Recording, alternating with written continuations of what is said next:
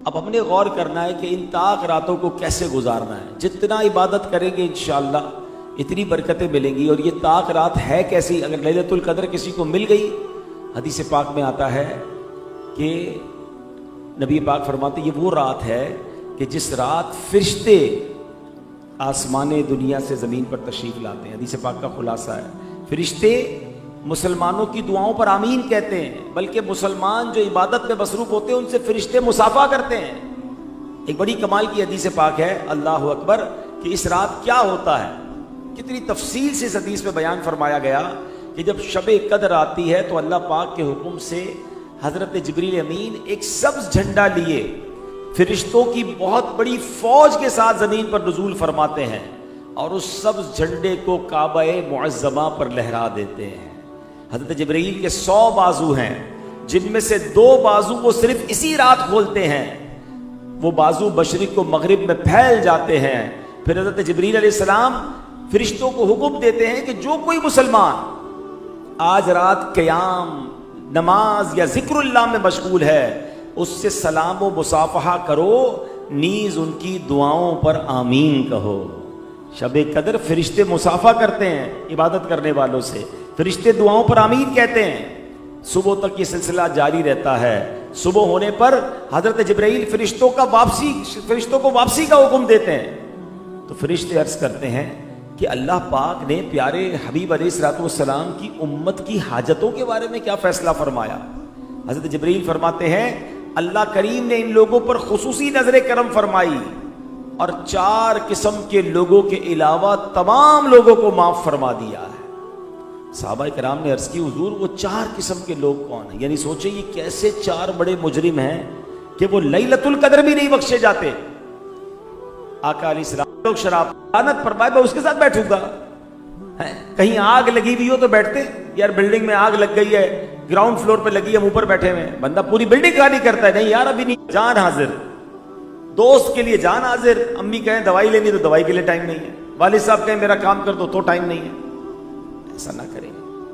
خدا کی قسم بڑے خوش نصیب ہیں وہ لوگ جن کے پاس ان کے ماں باپ موجود ہیں. ارے آپ سے بڑا خوش نصیب کون ہے کہ رمضان بھی ہے اور ماں باپ بھی ہیں. اور کیا چاہیے اس بندے کو کہ جس کی ماں دسترخوان پہ بیٹھی ہو، جس کا والد افطار کے وقت اس کے ساتھ ہو اور ہاتھ اٹھے اور وہ ماں باپ بچے کے لیے دعا کر دے، اس کا تو ویسے ہی بیڑا پار ہو جانا ہے. پوچھو ان سے جن کے ماں باپ چلے گئے کتنا یاد آتے ہیں. رمضان میں تو بہت زیادہ یاد آتے کہ ماں ہوتی تو افطار ساتھ کرتے، والد ہوتے تو افطار ساتھ کرتے. کیا دن تھے جب ماں باپ ساتھ تھے. اب نہیں ہے. اب ان سے بات کرنی ہے تو قبرستان جانا پڑتا ہے. آپ کے پاس ہیں تو قدر کیجئے نا. کیوں دل دکھاتے ہیں ان کا، کیوں ستاتے ہیں ان کو. پریورٹی دے اپنے ماں باپ کو. خدا کے واسطے آپ سن رہے ہیں کہ لیلۃ القدر ماں باپ کا نافرمان نہیں بخشا جائے گا. تیسرے نمبر پر فرمایا رشتہ داری کاٹنے والا. چھوٹی چھوٹی بات پر رشتے ختم کر دیے. ہم فلاں بھائی سے نہیں ملتے، فلاں چاچا کے گھر نہیں جاتے، فلاں خالہ سے بات نہیں کریں گے. کیوں نہیں کریں گے بھائی؟ وہ دعوت میں نہیں بلایا تھا، تحفہ نہیں بھجوایا تھا، سب کو بانٹا ہمیں نہیں دیا تھا. چھوٹی چھوٹی بات پر رشتہ داری کاٹ دی. نہیں میرے پیارے اسلام، شب قدر ہو سکتا ہے آج کی رات ہی شب قدر ہو. کوئی 5 طاق راتوں سے میں کوئی ایک رات ہے نا. خدا کے واسطے اگر کسی رشتہ دار سے رشتہ داری کاٹی ہے، اگر کوئی شرعی مجبوری نہیں ہے تو ان سے دوستی کر لیں، معافی مانگ لیں، رشتہ جوڑ لیں. ان کو بھی بتائیں کہ لیلۃ القدر آنے والی ہے، چلو یار باتیں ختم کرتے ہیں، دوستی کرتے ہیں، محبت کرتے ہیں. کوئی تحفہ بھیجے ان کے گھر پہ. کیونکہ ایسا نہ ہو کہ اس ایک بری عادت کی وجہ سے جن لوگوں کی بخشش ہو میرا نام ان میں سے نکال نہ دیا جائے. چوتھے نمبر پر فرمایا عام مسلمانوں سے قطع تعلق کرنے والا. یعنی آپ سوچیں شریعت کو کتنا پسند ہے کہ مسلمان مل کر رہیں، پیار سے لڑیں، لڑائیاں نہ کریں. یعنی دو الگ کیٹیگری بنائی. رشتہ داری کاٹنے والا بھی نہیں بخشا جائے گا، عام مسلمانوں سے بھی قطع تعلق کرنے والا نہیں بخشا جائے گا.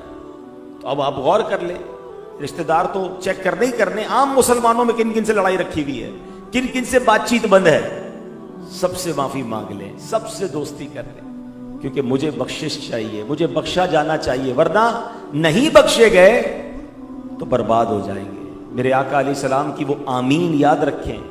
حضرت جبریل امین نے دعا کی تھی نا، یا اللہ جو رمضان کو پائے اور اپنی مغفرت نہ کروا سکے وہ ہلاک و برباد ہو جائے، تو اللہ کے نبی علیہ السلام نے اس پر آمین فرمایا تھا۔ تو کیا معلوم، اللہ نہ کرے، دیکھیں یہ بات تو طے ہے کہ جو رمضان کو پا کر مغفرت نہیں کروا سکے گا وہ برباد ہوگا۔ نبی پاک نے آمین کہا۔ اب 5-6 دن رہ گئے ہیں، ہمیں نہیں پتا ہماری بخشش ہوئی کہ نہیں۔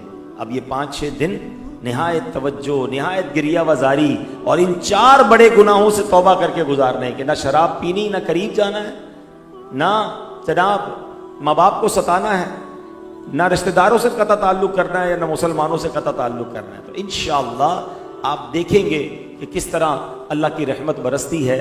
لیلۃ القدر کتنی بڑی رات ہے۔ قرآن میں کسی ایک بات کا ذکر آ جائے نا تو بڑی بات ہوتی ہے، مگر اس رات کو بیان کرنے کے لیے پوری قرآن کی سورت نازل ہوئی ہے۔ ٹرائی ٹو امیجن، انڈرسٹینڈ کرو کتنی بڑی رات ہوگی۔ بسم اللہ الرحمن الرحیم، کیا فرمایا اللہ نے؟ انا انزلناہ فی لیلۃ القدر، ہم نے قرآن کو لیلۃ القدر میں نازل کیا۔ وما ادراک ما لیلۃ القدر، تم نے کیا جانا لیلۃ القدر کیا ہے؟ بڑا کمال کا سوال بن سکتا ہے کہ یا اللہ ہم تو قرآن پڑھ رہے ہیں، قرآن سے سیکھ رہے ہیں، ہم کیسے جانیں لیلۃ القدر کیا؟ یہ قرآن کا خوبصورت انداز ہے کہ whenever Quran trying to emphasize something، کوئی بڑی بات قرآن نے کرنی ہوتی ہے تو قرآن خود سوال کریٹ کرتا ہے کہ تم نے کیا جانا لیلۃ القدر کیا ہے، کیونکہ اگلی آیت میں قرآن خود جواب عطا فرماتا ہے لیلۃ القدر کیا ہے۔ یہ ایک جگہ نہیں، قرآن میں کئی جگہ پر ہے۔ القارعۃ ما القارعہ وما ادراک ما القارعہ، تم نے کیا جانا قارعہ کیا ہے؟ پھر قارعہ کیا ہے وہ قرآن اگلی آیت میں خود بیان کرتا ہے۔ یعنی ہم قرآن جب سوال کرے نا تو اس کا مطلب کوئی بڑی بات کرنے جا رہا ہے، کوئی بڑی بات ہم تک پہنچائی جا رہی ہے، کوئی بڑا پیغام پہنچایا جا رہا ہے۔ وما ادراک ما لیلۃ القدر، تم نے کیا جانا لیلۃ القدر کیا ہے؟ اب قرآن بتاتا ہے لیلۃ القدر خیر من الف شہر، لیلۃ القدر 1000 مہینوں سے بہتر ہے۔ اللہ اکبر، 1000 مہینوں کے برابر نہیں فرمایا، 1000 مہینوں سے بہتر فرمایا۔ 1000 مہینے کتنے بنتے ہیں؟ کیلکولیٹ تو کریں، 83 سال اور 4 مہینے۔ ہم میں سے کون جیے گا 83 سال؟ کس کو پتا؟ اچھا 83 سال جی بھی لیا تو کیا پورے 83 سال عبادت کر سکتا ہے؟ نہیں۔ اللہ اکبر، مگر یہ ایک رات 1000 مہینوں سے زیادہ عبادت کا ثواب دیا جاتا ہے۔ اور یہ 1000 مہینے بھی نارمل والے 1000 مہینے نہیں ہیں۔ ہاں، اس کے پیچھے بھی علماء نے بڑی کمال کی تفصیل لکھی ہے کہ شان نزول میں لکھا کہ سرکار دو عالم صلی اللہ علیہ وسلم نے ایک بار صحابہ کو ایک واقعہ سنایا کہ پچھلے زمانے میں ایک بزرگ تھے جن کا نام حضرت شمعون رضی اللہ تعالیٰ عنہ تھا۔ نبی پاک نے بتایا، میں بہت طویل واقعہ شارٹ کر کے بتاتا ہوں، کہ ایک ایسے بزرگ تھے جن کا نام حضرت شمعون تھا۔ 1000 مہینوں تک ایسے عبادت کی کہ دن میں روزہ رکھا، 1000 مہینے تک رات عبادت کی، روزے کے عالم میں جہاد کیا اور اللہ کی راہ میں شہید کر دیے گئے۔ کتنی عبادت؟ دن میں روزہ، رات قیام، پھر روزے میں جہاد اور پھر شہادت۔ کتنی نیکیاں ہوں۔ اچھا، میں نے بھی واقعہ سنایا، آپ نے سن لیا، ہو سکتا ہے آپ کے ذہن میں بات آئی کہ ماشاءاللہ کتنی نیکیاں ہوں گی، مگر صحابہ کرام کا مائنڈ سیٹ نرالا تھا، وہ افسردہ ہو گئے، غمزدہ ہو گئے۔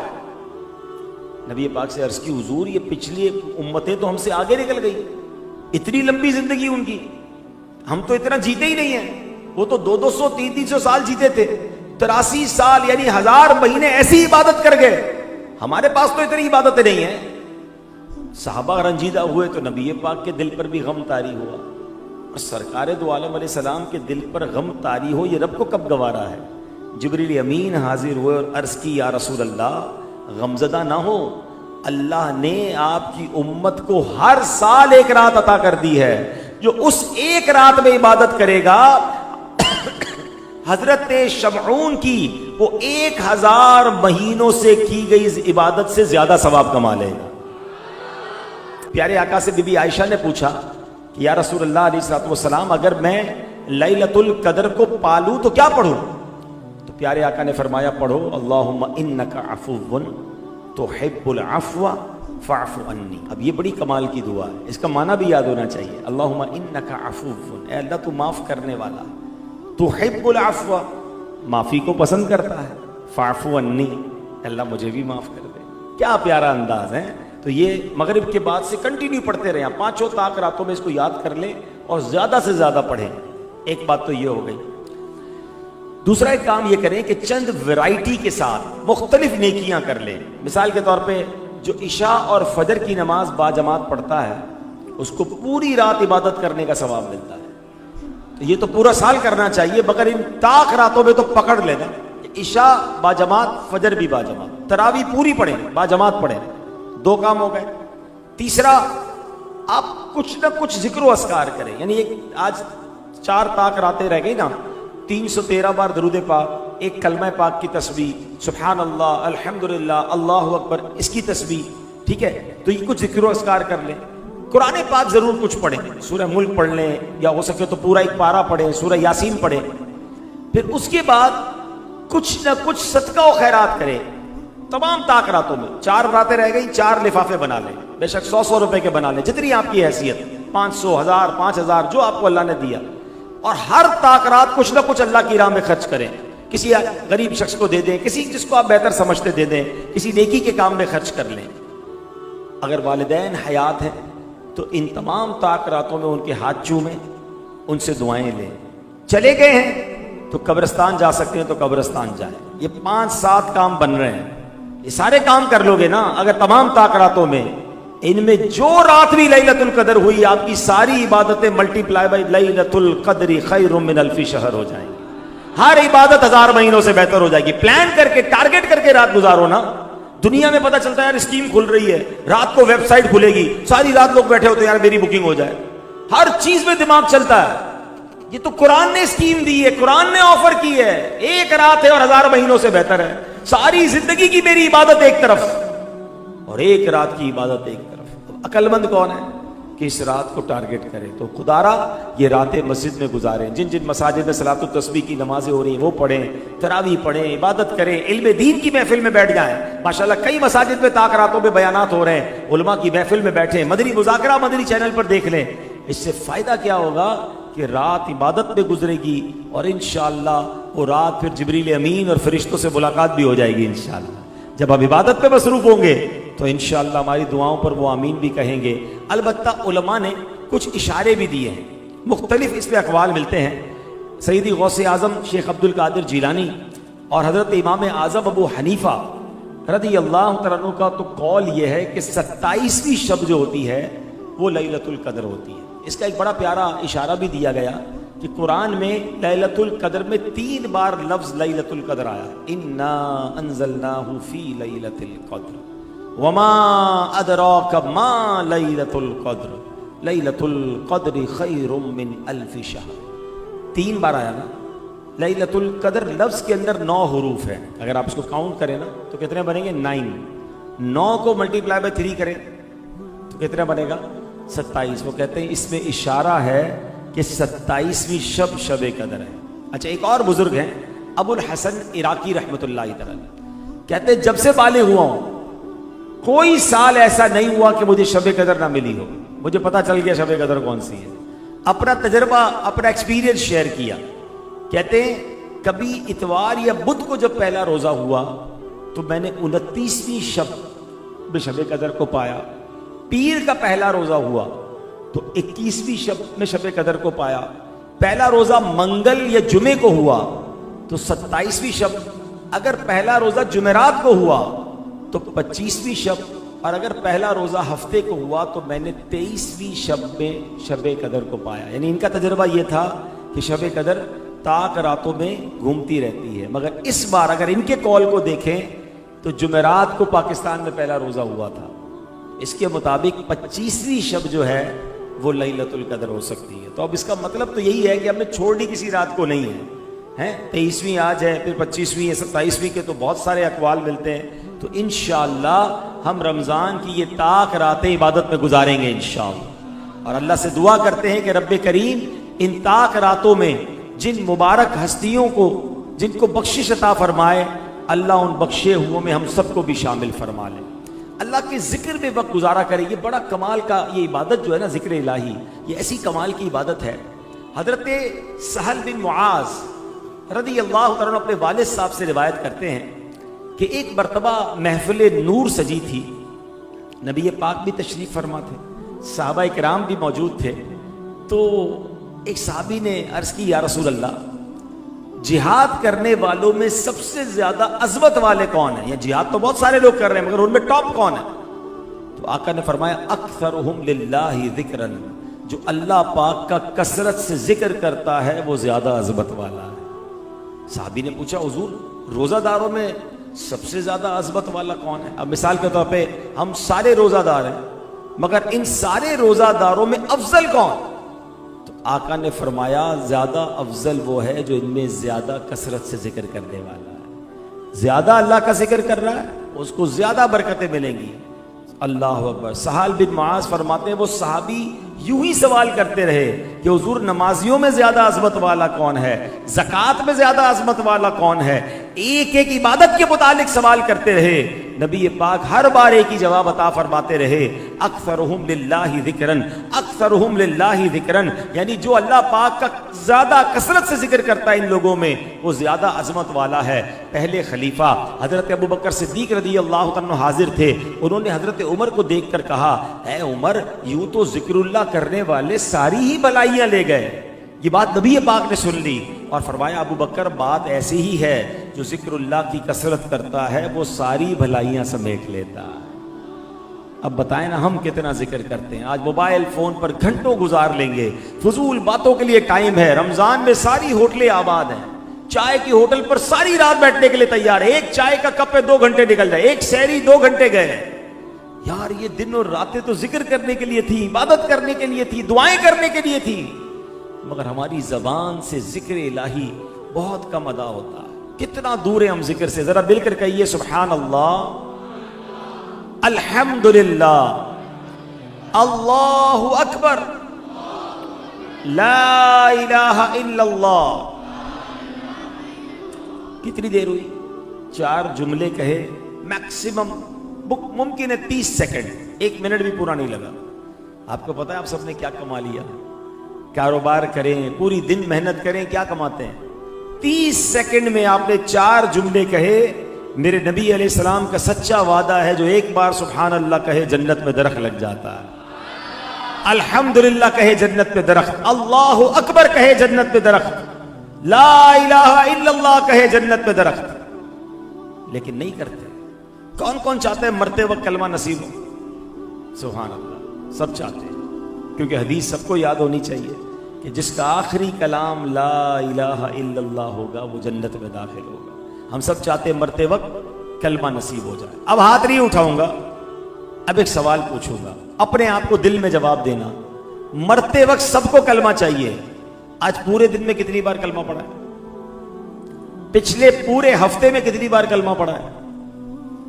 پچھلے پورے مہینے میں کتنی بار آپ نے کلمہ پڑھا؟ اپنے آپ سے پوچھے.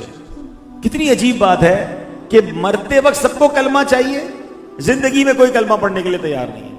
ارے اللہ کے بندو زبان کی عادت تو ڈالو.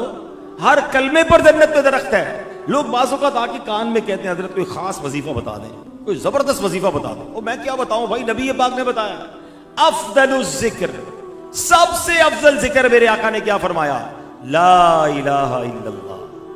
جب بھی لا الہ الا اللہ کا جہاں ذکر ہوگا پورا کلمہ پڑھیں گے، لا الہ الا اللہ محمد الرسول اللہ صلی اللہ علیہ وسلم. لیکن اب سوچیں افضل ترین ذکر میری زبان پر ہی نہیں ہے. چاہتے سب مرتے وقت کلمہ نصیب ہو. علماء کہتے جس کی زبان کلمے کی عادی ہوگی انشاءاللہ مرتے وقت اس کی زبان پر کلمہ جاری ہو جائے. اب دیکھیں جن کی اچھی باتیں کرنے کی عادت ہوتی ہے نا، کبھی کبھی آپ نے دیکھا ہوگا موٹر سائیکل پہ جا رہے ہیں، گاڑی میں جا رہے ہیں، اچانک بریک لگا، ایکسیڈنٹ سے بچے، آپ گرتے گرتے بچے. کیا نکلا زبان سے؟ کچھ لوگوں کی زبان سے نکلتا لا الہ الا اللہ، یا اللہ، یا رسول اللہ، یا غوث پاک. کیوں نکلا؟ آپ کی زبان اس کی عادی تھی. اندر آپ نے اچھی چیزیں بھری ہوئی ہیں.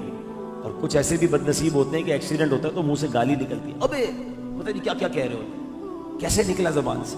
کہ اس کی زبان اس چیز کی عادی ہے. یہ دنیا کا ایکسیڈنٹ ہے، تھوڑا سا دھکا لگا ہے، آپ کے اندر جو تھا باہر آ گیا. موت کے وقت تو 1000 تلوار کے وار سے بڑے جھٹکے لگ رہے ہیں. سکرات کا عالم تو بڑا مشکل ہے. اگر اس وقت بھی گالیاں نکل آئیں تو، اس وقت بھی بری باتیں نکل آئیں تو کہاں جائیں گے؟ کیا مرتے وقت بری باتیں کرتے ہوئے مرنا چاہتے ہیں؟ اگر چاہتے ہیں کہ مرتے وقت اچھی باتیں زبان پہ آئیں تو زبان کو اچھی باتوں کا عادی بنائیں، کلمے کا عادی بنائیں، درود کا عادی بنائیں۔ میں سو جاؤں یا مصطفیٰ کہتے کہتے، کھلے آنکھ صلی اللہ کہتے کہتے، تو ایسی عادت ہوگی تو ہوگا نا۔ سوتے وقت کلمہ پڑھے، درود پڑھے، بندہ سبحان اللہ درود شریف پڑھتے پڑھتے مدینے کی یادوں میں سو جائے، صبح اٹھتی دعا پڑھے، الحمدللہ الذی احیانا بعد ما اماتنا والیہ النشور۔ الارم بجے نا فجر کا، یہ نماز کے لیے، بندہ کہے لبیک اللہم لبیک، یا اللہ میں حاضر، بستر چھوڑا میں نماز کے لیے کھڑا ہوں۔ اللہ کو کتنا پسند ہے آپ کو پتہ ہے؟ بندہ بستر چھوڑ کر نماز پڑھے۔ ایک روایت میں آتا ہے کہ 3 قسم کے لوگ ہیں جن کو دیکھ کر رب مسکراتا ہے۔ ہائے ہائے، جملہ کیسا ہے؟ اللہ مسکراتا ہے۔ حالانکہ اللہ جسم سے پاک ہے، اس کا مسکرانا ایسا نہیں جیسے ہمارا مسکرانا ہے، وہ اپنی شان کے لائق مسکراتا ہے، یعنی وہ راضی ہو جاتا ہے۔ اس نے پہلے نمبر پر پتہ ہے کس کو بیان کیا؟ کہ جو بندہ رات کو بستر سے اٹھتا ہے، وضو کرتا ہے اور نماز پڑھتا ہے، اللہ فرشتوں سے کہتا ہے فرشتوں بتاؤ اس بندے کو کس نے بستر چھوڑنے پہ مجبور کیا، کیا بات تھی یہ بستر سے کھڑا ہو گیا؟ فرشتے کہتے ہیں مولا تو بتا، تو زیادہ جاننے والا ہے۔ رب فرماتے میں تو جانتا ہوں مگر تم بتاؤ۔ کہ یا اللہ اس کو ایک امید تو نے دلائی ہے، وہ امید جنت کی ہے، اس لیے وہ کھڑا ہو گیا۔ اے اللہ اس کو دوزخ سے ڈر لگ رہا ہے، اس سے بچنے کے لیے کھڑا ہوا اور نماز پڑھ رہا ہے۔ اللہ فرماتا ہے فرشتوں گواہ ہو جاؤ، اس کو امید جنت کی ہے نا، میں نے جنت اس پر واجب کر دی ہے۔ اس کو ڈر دوزخ کا ہے، میں نے دوزخ اس پر حرام کر دی ہے۔ اللہ اکبر۔ رات کو اٹھ کر بستر چھوڑ کر اللہ کو یاد کرنا اللہ کو کتنا پسند ہے۔ مگر آج یہ رمضان گزرنے کے بعد کی بات کر رہا ہوں، ہمارے گھروں میں الارم بجتے ہیں، الارم رکھے جاتے ہیں، مگر اسکول کے لیے، آفس کے لیے، فجر کے لیے الارم نہیں ہوتے ہیں۔ سوچو نا یار، پورا مہینہ فجر پڑھی تو رمضان کے بعد کیا مشکل ہے؟ اللہ کو کتنا پسند ہے کہ بندہ اٹھ کے نماز پڑھے۔ ہمیں فجر تو فجر تہجد پڑھنی چاہیے۔ ارے مجھے ایک بار دیکھ کر رب مسکرا دے، میری تو زندگی سنور گئی نا۔ مگر ہم سوچیں کہ ہم راتیں کیسے بتاتے ہیں۔ ذکر الہی کی بات ہو رہی ہے، اللہ کریم قرآن میں فرماتا یا ایھا الذین آمنوا اذکروا اللہ ذکرا کثیرا، اے ایمان والو اللہ کو بہت یاد کرو۔ رسول اکرم علیہ السلام نے فرمایا اللہ کا ذکر اتنی کثرت سے کرو کہ لوگ تمہیں دیوانہ کہنے لگے۔ ایک اور جگہ رب کریم عز و جل ارشاد فرماتا ہے فاذکرونی اذکرکم واشکروا لی ولا تکفرون، تم میری یاد کرو میں تمہارا چرچا کروں گا، اور میرا حق مانو اور میری ناشکری نہ کرو۔ تفسیر نعیمی میں اس آیت کریمہ کا ذرا خلاصہ سنیے گا، ایمان تازہ ہو جائے گا۔ مفتی صاحب فرماتے ہیں اللہ فرماتا ہے لوگوں میرا ذکر کرو، اس کا نتیجہ یہ ہوگا کہ عالم میں تمہارا چرچا ہوگا۔ تم مجھے اطاعت سے یاد کرو، میں تمہیں رحمت سے یاد کروں گا۔ تم مجھے دعا میں یاد کرو، میں تمہیں عطا سے یاد کروں گا۔ تم مجھے حمد و ثنا سے یاد کرو، میں تمہیں نعمت سے یاد کروں گا۔ تم مجھے دنیا میں یاد کرو، میں تمہیں آخرت میں یاد فرماؤں گا۔ تم مجھے راحت و آرام میں یاد کرو، میں تمہیں مصیبت و بلا میں یاد کروں گا۔ آرام آتا ہے تو ذکر بھول جاتے ہیں، ارے راحت میں رب کو یاد کرو، رب مصیبت میں یاد فرمائے گا۔ تم مجھے نیکیوں میں تلاش کرو، نیکیاں کر کے یاد کرو، میں تمہیں ہدایت میں یاد کروں گا۔ اے لوگو تم کہو یا ربی، اے میرے رب، میں کہوں گا عبدی، اے میرے بندے۔ تم کہو میں گناہگار ہوں، میں کہوں گا میں غفار ہوں۔